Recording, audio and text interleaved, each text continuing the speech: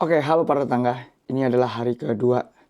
Jadi aku akan menceritakan kalau di hari ini tuh tanggal 16 Maret 2023, 2024 ada konser Hololive stage 1 dan juga stage 2. Dan ini pertama kalinya aku nonton konser musik di luar Indonesia, yang otomatis itu di Jepang. Dan ini salah satu impianku juga. Karena dulu sebenarnya aku pengen nonton konser Hololive itu di tahun lalu, di tahun 2023 di Holofest yang keempat dan baru sampai di Holofest yang kelima. Jadi Makuhari Messe itu terletak di kota Chiba. Jadi kalau patokannya itu dia 1 jam dari Tokyo. Ibarat kalau kalian tinggal di Jakarta, nah Chiba itu di Bogor. Nah, kayak gitu. Jadi 1 jam atau di Tangerang lah. Jadi memang posisi Makuhari itu memang agak jauh dari Tokyo.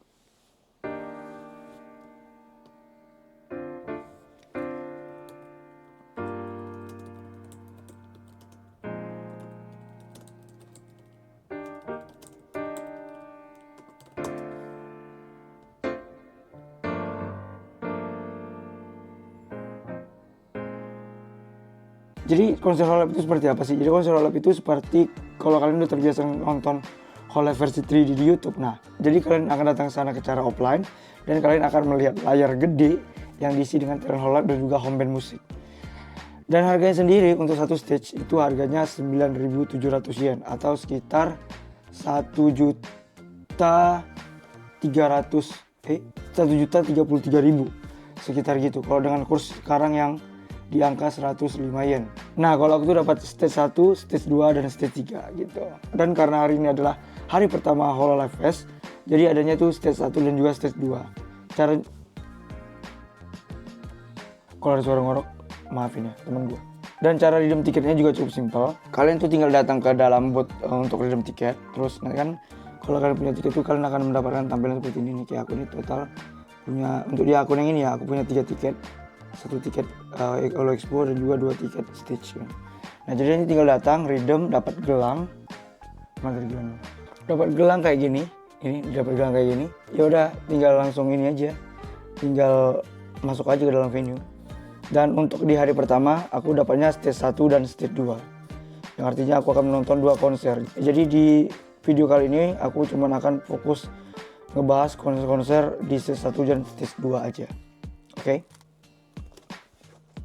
Mungkin kalian penasaran gimana caranya aku bisa dapat 4 tiket sekaligus. Nah, jadi Hololive itu menyediakan 3 kali gacha untuk semua tiket konser dan juga Holo Expo-nya. Jadi Holo Expo itu semacam eksibisinya. Kalau konser itu ya konsernya. Kalau contohnya itu kayak AVA. Nah, AVA kan ada AVA Stage, ada Exhibition. Nah, Exhibition itu namanya Holo Expo. Nah, kalau yang stage-nya itu namanya Holofest. Seperti itulah kira-kira guys. Terus untuk konsernya itu ada 4 section yang dibagi dalam 2 hari. Di hari pertama ada stage 1 dan stage 2. Di hari kedua ada Holohani dan juga stage 3. Nah, untuk hari ini aku cuma ngambil stage 1 dan stage 2 gitu. Holo Expo aku nggak ngambil sama sekali karena aku memang mau fokus konser di hari yang ini gitu. Jadi aku nggak datang Expo sama sekali. Terus aku juga datangnya lumayan agak telat, jam 10 lewat. Karena ya buat apa ngantri pagi-pagi. Karena pada dasarnya guys, kalian itu udah punya tempat duduk gitu. Maksudnya kalian tuh nggak ada berebutan untuk dapat tempat duduk di dalam venue. Karena ketika kalian membeli tiket, kalian dikasih nomor tempat duduk. Nah, bagaimana caranya aku bisa dapat stage 1, stage 2, dan stage 3? Nah, untuk stage 1, aku tuh menang gacha. Jadi aku menggunakan 20. Ini kalian bisa tiru kalau kalian pengen menang gacha tiket konser ya. Karena pada dasarnya tiketnya kan bakal digacha. Dan kalian tidak mungkin bisa menang dengan 1 email doang. Kalaupun mungkin kalian menang dengan 1 email doang, mungkin kalian orang-orang benar-benar beruntung gitu. Nah, kalau dari aku pribadi, aku menggunakan 20 email. Dan di phase pertama, aku tuh cuma menang 1 tiket Holo Expo dan juga 1 tiket konser stage 1.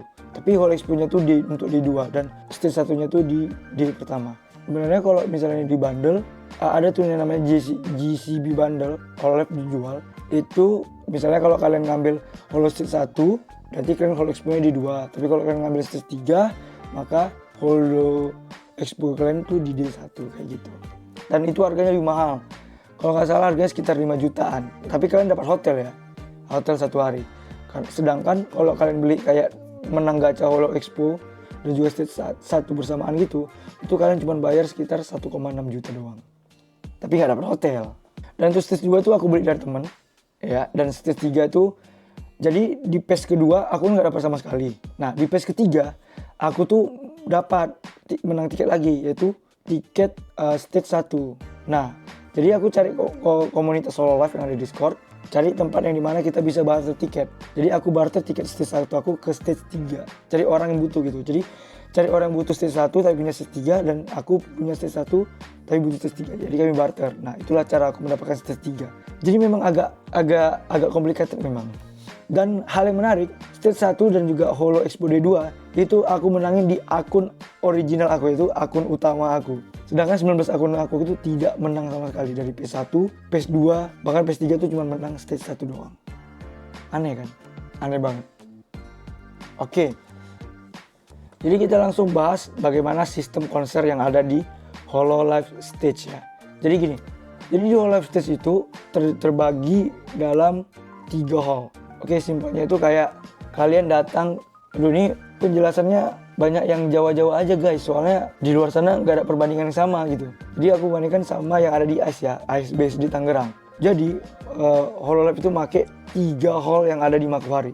Jadi bayangin aja, 3 hall di ICE Base itu dipakai bersamaan untuk jadi satu tempat konser.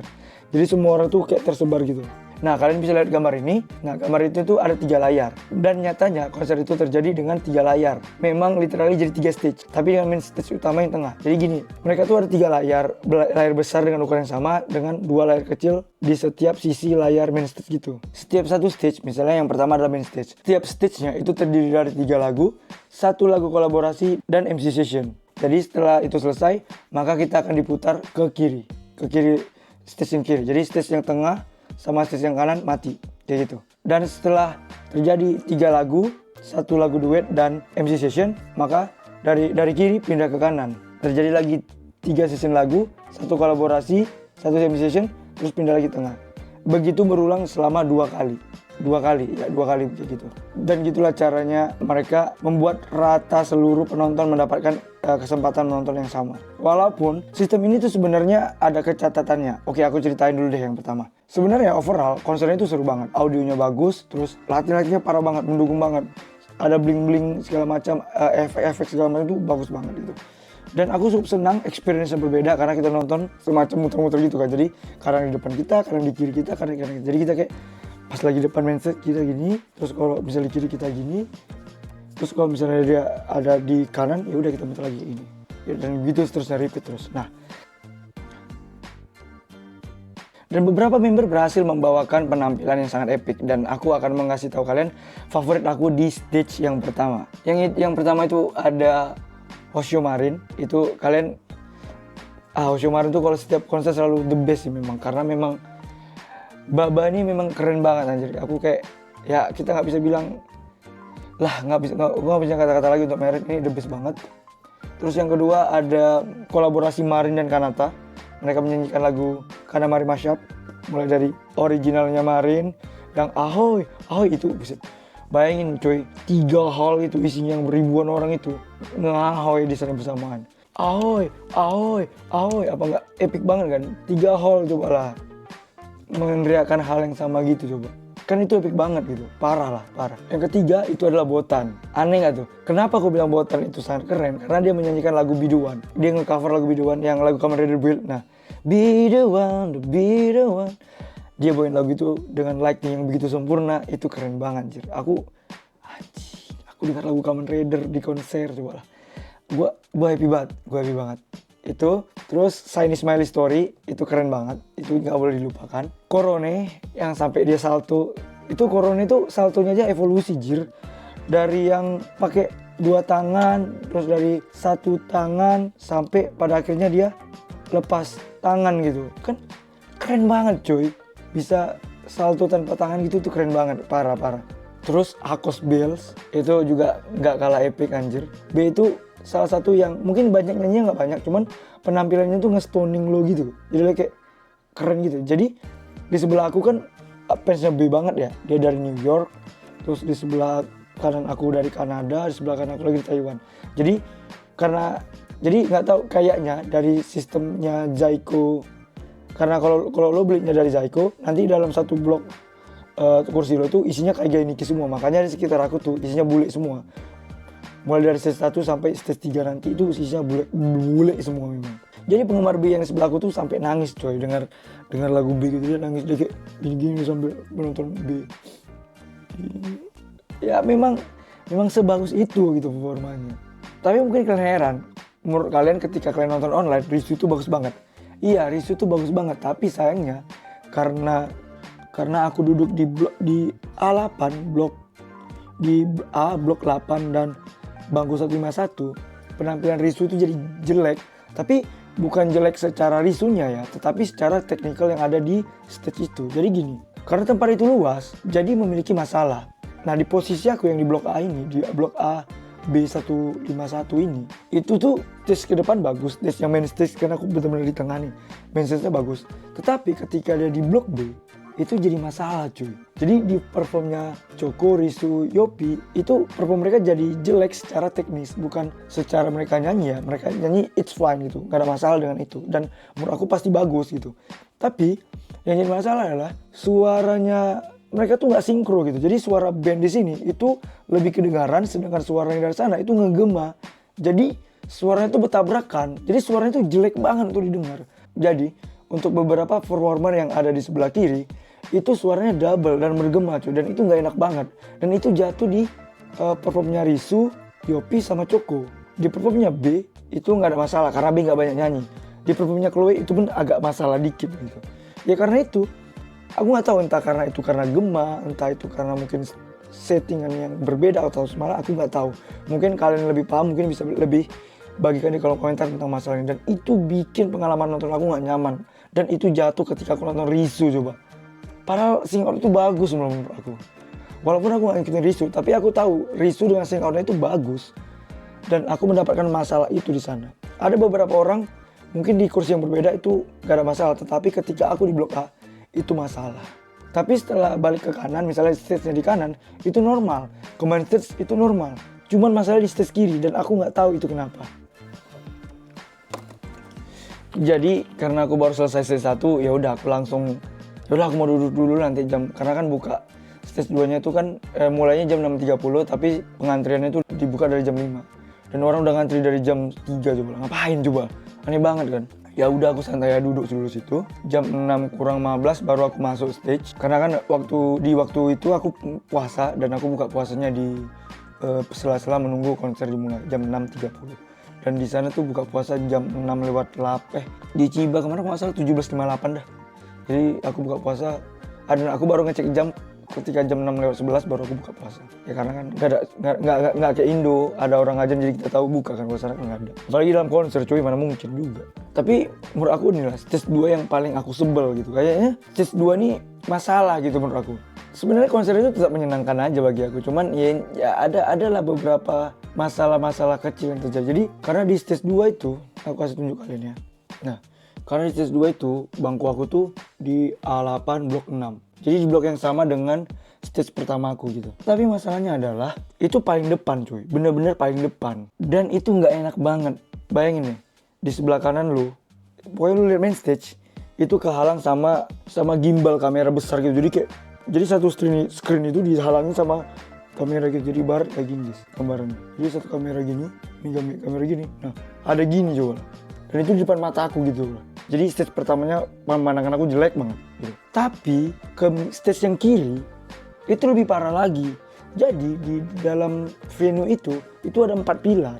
Jadi sisi kiri itu aku ketabrak pilar cobalah. Udah. Yang ketiga malah kejauhan. Makanya aku udah pernah bilang kan pas kita ngomongin soal Hololab Indonesia, yang paling bagus itu adalah di posisi di posisi pertengahan. Karena dia nge-cross. Kita nggak perlu dekat kali. Karena kalau nonton Hololab kalian dekat sama layar itu malah nggak enak. Karena mereka virtual, mereka gambar. Kalau kalian terlalu dekatnya nggak enak. Jadi kalau paling enak tuh di tengah. Nah masalahnya tuh kalau lu paling depan itu nggak enaknya kayak aku tuh. Dia halangin sama gimbal kamera besar, di kiri tabrak pilar, di kanan kejauhan. Oke, stage 2 tuh menurut aku pengalaman yang nggak paling menyenangkan menurut aku. Kalau mungkin ada pihak Hololab yang nonton ini ataupun siapapun lah gitu, ya lain kali dipertimbangkan lah yang gini-gini itu gitu. Aku sih paham niatnya itu untuk bisa semua yang datang itu merasakan hal yang sama nonton dekat main stage. Tapi ya pertimbangin lagi lah. Kalau letak gimbal tuh jangan letak di depan banget gitu, aneh banget anjir. Letak gimbalnya itu jangan benar-benar persis di depan orang nonton gitu. Masa kalian nggak memperhitungkan sih? Aneh banget. Aku jujur aja, aku suka model ketiga ini. Itu keputusan yang baik gitu bagi HoloLens untuk membagi rata penggemar yang mungkin dapat kebagian bangku yang agak jauh atau terlalu pinggir. Tapi masalahnya kalian juga menyebabkan satu masalah lain gitu. Ketidakadilan bagi orang-orang yang di depan. Contohnya kayak aku. Terakhirnya karena karena 3 stage, tapi mereka tuh masih ada 3. Jadi modelnya itu gini. Satu layar besar, terus 2 layar kecil di kiri kanan. Nah itu kayak gambar yang di kecil tuh kayak kalian lagi nonton konsernya via stream gitu. Jadi ini penampakan mereka satu full gitu. Nah yang kecil itu penampakan member yang mode stream gitu. Jadi aku bisa ngeliat di situ karena dari sini kan aku ngeliatnya kehalang gimbal gitu kan. Jadi lihatnya gimbal doang. Sedangkan di sini aku lihatnya pilar. Sedangkan di kanan ya kejauhan gitu. Coba pihak HoloLens pertimbangin lagi, misalnya minimal kalian quality control lah kalau kalian punya ide gitu. Terus masih ada masalah yang sama tentang soal yang sebelah kiri, masih gema juga. Jadi ada beberapa talent yang menurut aku ketika nyanyi jadi bermasalah. Tapi nggak tahu itu kayaknya di masalah di sebelah kiri doang, di sebelah kanan itu nggak ada masalah sama sekali. Cuma di kiri doang yang kayak membal-membal gitu. Cuman itulah, nggak tahu aku kenapa bisa gitu. Dan seperti biasa aku kasih kalian pick up lagu untuk member-member stage 2 ya. Yang paling aku suka tuh yang pertama Orokroni.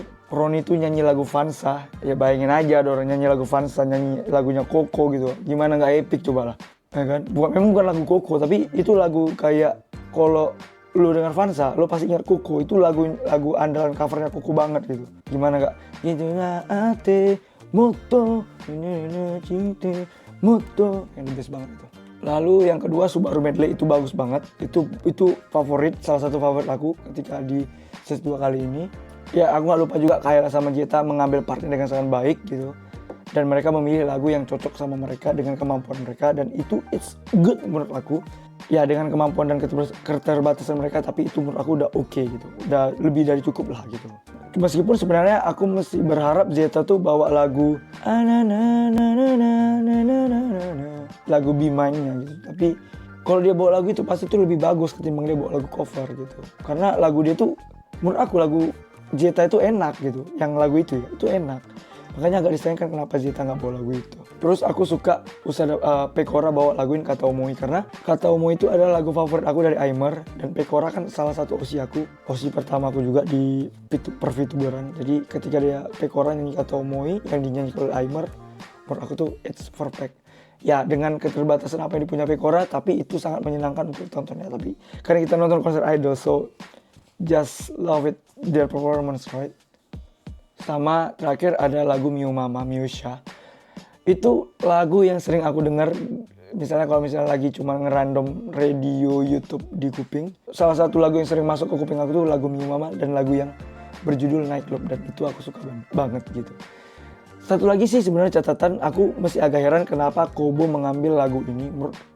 Kenapa dia mengambil lagu cover, kenapa dia tidak menyanyikan lagu andalannya gitu. Karena menurut aku ini kan take pertama dia kan sebagai performer di Holo Fest.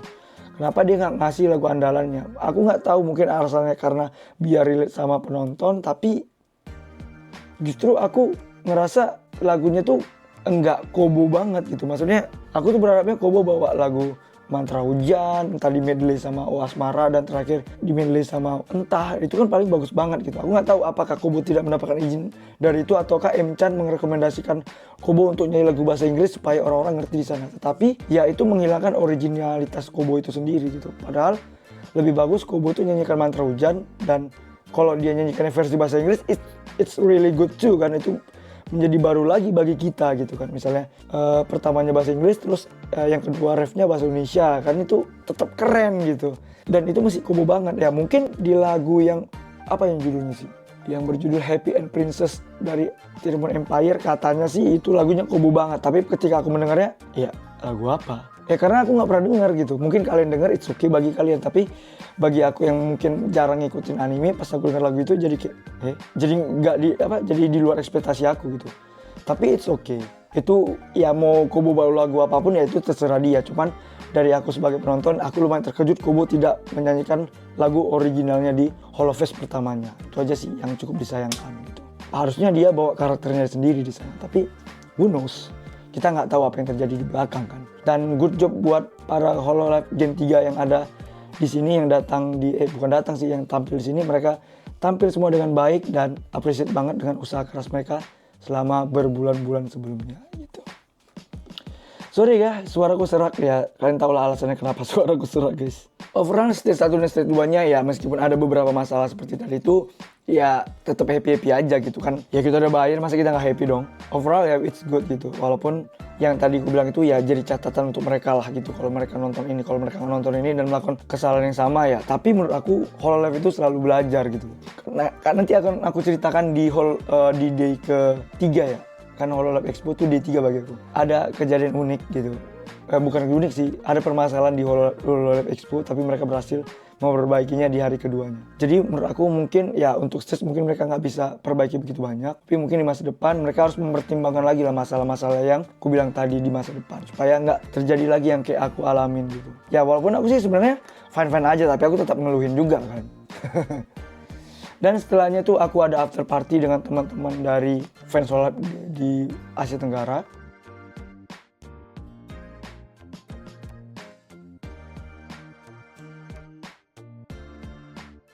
Gelang sifatku gelang silama. Mari pulang, marilah pulang, marilah pulang bersama-sama. Sekian sekolah.